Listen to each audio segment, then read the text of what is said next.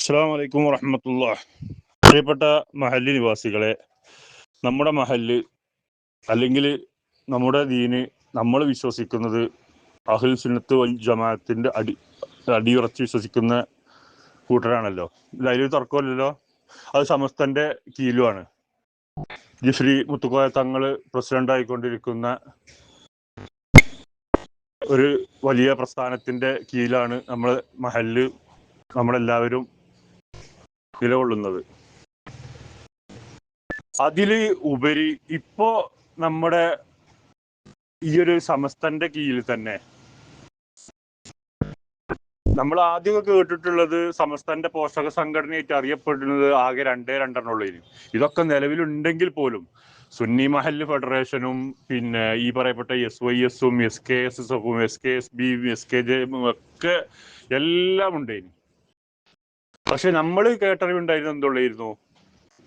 SYS-ഉം SKSS-ഉം. ഇപ്പോഴാണ് മുമ്പന്തിയിൽ കിടക്കുക SMF, സുന്നി മഹല്ല് ഫെഡറേഷൻ. എന്തിന്റെ പേരിലാ? അപ്പോ എന്തൊക്കെ പുറത്തുകൾ നടന്നോട്ടെ, മാധ്യമങ്ങളിലും സോഷ്യൽ മീഡിയകളിലും പണ്ഡിതന്മാരിലും നേതാക്കന്മാരിലും ഒക്കെ നടന്നോട്ടെ, അതവിടെ ഇങ്ങോട്ട് ഒരു മഹലൂക്കുകളും ആ ഒരു പേരും പറഞ്ഞുകൊണ്ട് വരരുത്. ഈ മഹല്ലത്തേക്ക്, ഈ മഹല്ല് നിവാസികളുടെ ഇടയിൽ ഭിന്നിപ്പുണ്ടാക്കാനോ വിഭാഗീയത ഉണ്ടാക്കാനോ അത് ആർക്കും നല്ലതാവില്ല. അത് ഉണ്ടായി തുടങ്ങിയോണ്ടാണ് ഇപ്പൊ ഇങ്ങനെ പറയേണ്ട കാര്യം. ഇപ്പൊ ഈ സുന്നി മഹല്ല് ഫെഡറേഷൻ ആണ് ഈ SMF. എന്താണ് SMF? എന്താണ് സുന്നി മഹല്ല് ഫെഡറേഷൻ? മഹല്ലിന്റെ ശാസ്ത്രീകരണവും അതിന്റെ പരിപാലനവും അതിന്റെ കമ്മിറ്റി ഭാരവാഹികളായിട്ടുള്ള നേതൃത്വത്തിൽ ഇരിക്കുന്ന ആൾക്കാരാണ് അതിൽ മുമ്പന്തിയിൽ വരേണ്ടത്. ആണോ അല്ലേ? നമ്മുടെ മഹല്ലിന്റെ പ്രസിഡന്റ് ഇപ്പൊ നടക്കുന്നത് കണ്ടംപറമ്പിൽ അബൂബക്കറാക്കയാണ്. മൂപ്പർക്ക് SMF-ല് പിന്നെ മെമ്പർഷിപ്പ് ഇല്ല. അത് ഒന്നാമത്തെ തെറ്റ്. രണ്ടാമത് വൈസ് പ്രസിഡന്റ് ആയി കിടക്കുന്നത് മഞ്ഞക്കണ്ടൻ സൈദാക്കയാണ്. മൂപ്പർക്ക് മെമ്പർഷിപ്പ് ഇല്ല.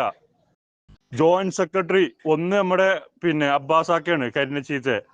മൂപ്പർക്ക് മെമ്പർഷിപ്പ് ഇല്ല. രണ്ടാമത്തെ ജോയിന്റ് സെക്രട്ടറി ആലുങ്ങൽ കരീം എന്ന നാണയാക്കയാണ്. മൂപ്പർക്ക് മെമ്പർഷിപ്പ് ഇല്ല. ട്രഷറർ കൈതവളപ്പം ഉമ്രാക്കാണ്. മൂപ്പർക്ക് മെമ്പർഷിപ്പ് ഇല്ല. അപ്പൊ ഇവിടെ കുറച്ച് ആൾക്കാർ ഓൽക്കന്നെ എല്ലാം അറിയുള്ളൂ, ഓൽക്കന്നെ ദീനും അള്ളാഹും പടച്ചോനും കാര്യങ്ങളും ഒക്കെ ഉള്ളൂ, ഓൽക്ക് മാത്രമേ ഇബാദത്തും ഇതിനൊക്കെ പറ്റി നേതൃത്വവും കാര്യങ്ങളൊക്കെ പറ്റുള്ളൂ എന്നൊരു നിലയിലാണ്. അത് തുടരാനാണ് ഭാവമെങ്കിൽ നമ്മുടെ മഹല്ലത്തിലും ഭിന്നിപ്പും വിഭാഗീയതയും കച്ചറയും കാര്യങ്ങളൊക്കെ ഉണ്ടാവും. അതിന് എന്തെങ്കിലും ഒരു തുടക്കമിടുന്നവരുണ്ടെന്നുണ്ടെങ്കിൽ അതിന് പിന്മാറിക്കോളി. ഇത് സ്നേഹത്തോടെ, നല്ലതിലേക്ക്, സൗഹാർദ്ദത്തോടു കൂടി അതബോടുകൂടി തന്നെ. പക്ഷെ ഈ ഒരു സ്ഥാനത്ത് ഇരിക്കണോണ്ട് എനിക്ക് പറയാല്ല, ഇത് പറയല്ല നിർവാഹമല്ല. ഇപ്പൊ നിങ്ങൾക്ക് എല്ലാവർക്കും അറിയാം, ഈ ഗ്രൂപ്പിൽ കാണുന്ന മെസ്സേജുകളും കാര്യങ്ങളും ഒക്കെ ഇപ്പൊ ഇതാക്കണം ഒന്നിന് ഡിസ്ലൈക്ക് വരെ വന്നിക്കണ്. അപ്പൊ ഇവരുടെയൊക്കെ ഉള്ളിൽ എന്തത്തോളം ഉണ്ട് എന്നുള്ളതൊക്കെ എല്ലാവർക്കും ഇത് മനസ്സിലാക്കാൻ മതി. എന്തിന്റെ പേരില്? മതപണ്ഡിതന്മാർ എന്തെങ്കിലും ഇവർക്കാർക്കെങ്കിലും എന്തെങ്കിലും ചെയ്തോ? ഇവര് ഒന്നരങ്ങിയ രണ്ടാമത്തേൽ സോഷ്യൽ മീഡിയയിൽ പറയും മതപണ്ഡിതന്മാര് മതനിയമങ്ങൾ പറയുന്നു. മതപണ്ഡിതന്മാര് മതനിയമങ്ങളല്ല. ഇതുവരെ എന്താണ് പറഞ്ഞിട്ടുള്ളത്? എന്തിനു വേണ്ടിയിട്ടാണ് ഈ മതപണ്ഡിതന്മാരൊക്കെ മുമ്പിൽ ഇങ്ങനെ വേട്ടയാടിക്കാണ്ട് ഓരോ ജോലിയിൽ നിന്നും അവരെ മറ്റുള്ള സ്ഥാനമാനങ്ങളിൽ നിന്നൊക്കെ പുറത്താക്കിയിട്ടുണ്ടാക്കിയിട്ടൊക്കെ ഉള്ളത്? എന്തിന്റെ പേരില്? ഇതൊക്കെ നിങ്ങളൊക്കെ ഒന്ന് മനസ്സിലാക്കാനും വേണ്ടിയിട്ടാണ്. രാഷ്ട്രീയവും കാര്യങ്ങളൊക്കെ എല്ലാവർക്കും വ്യത്യസ്തമായിക്കൊണ്ട് എല്ലാവർക്കും ഉണ്ടാവും. അതൊക്കെ ഇന്ത്യൻ ജനാധിപത്യ രാജ്യത്ത് അവനവന് സ്വാതന്ത്ര്യമുണ്ട്. വ്യക്തി സ്വാതന്ത്ര്യമല്ല നാട്ടിൽ നമ്മളൊക്കെ ജീവിക്കണം. ഇന്ന് നമുക്ക് എന്തെങ്കിലും ഒരു പ്രശ്നം വന്നാൽ അവിടെ രാഷ്ട്രീയമോ കാര്യങ്ങളോ ഒന്നും നോക്കാതെ നമ്മളൊക്കെ ഒന്നിക്കണമുണ്ട് അല്ലേ? അതൊക്കെ ആ വഴിക്ക് വിടുക. നമ്മുടെ ഈ മഹല്ലത്തിൽ ദീന്, അള്ളാഹുവിന്റെ ഭവനത്തിൽ, അള്ളാഹുവിന്റെ വീട്ടില്, അത് എന്തിനും വേണ്ടിയിട്ടാണ്? സ്ഥാനമാനങ്ങൾക്കോ അധികാരത്തിനോ സമ്പാദികം ഉണ്ടാക്കാനൊന്നുമല്ല. നാളെ പരലോകത്തേക്ക് ഉണ്ടാക്കുന്ന വിജയത്തിനും ഇവിടെ ഈ ഒരു ഇതിൽ നമ്മുടെ ജീവിതത്തിൽ അതിന്റെ പൊരുത്തവും കുരുത്തവും റഹ്മത്തും ബർക്കത്തും ഒക്കെ ഉണ്ടാക്കാനും വേണ്ടിയിട്ടാണ് അല്ലേ?